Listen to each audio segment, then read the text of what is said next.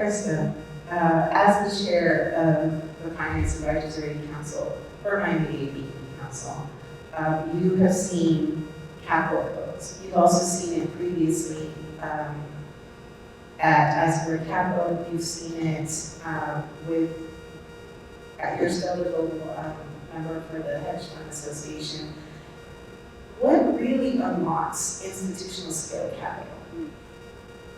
Such a good question, and I think it really has several points to make on that because it depends who you ask. So if you're talking about institutions and that level of capital coming into Miami-Dade, then certainly the tax incentives, the access points, efficiencies, that is a big driver for people, for institutions moving into Miami-Dade. If you talk about it from private equity and hedge fund investment, it's a little different story. So if you're talking about, let's say you're a fund manager and your pension is writing, the state pension is writing a check for $100 million. At this stage in the game, you see a larger allocation into alternative assets. So in the past, maybe pensions would invest it all on in the open stock market.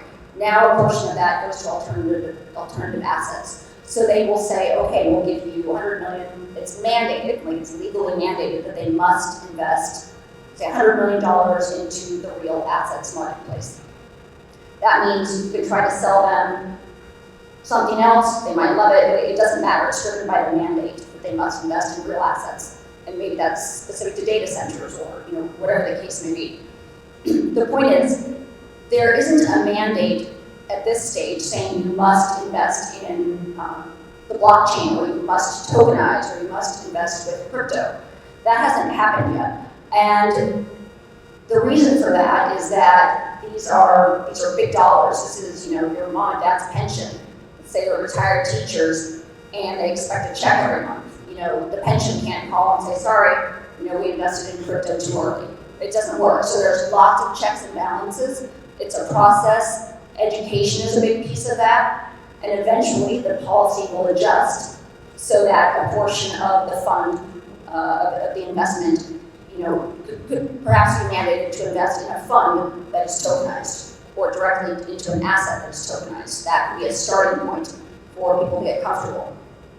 If you look at a family office saying, okay, they're really crypto forward and they want to take $1 million and invest in something in the space, that's a lot more common, right? That's easier. We're not risking pensions for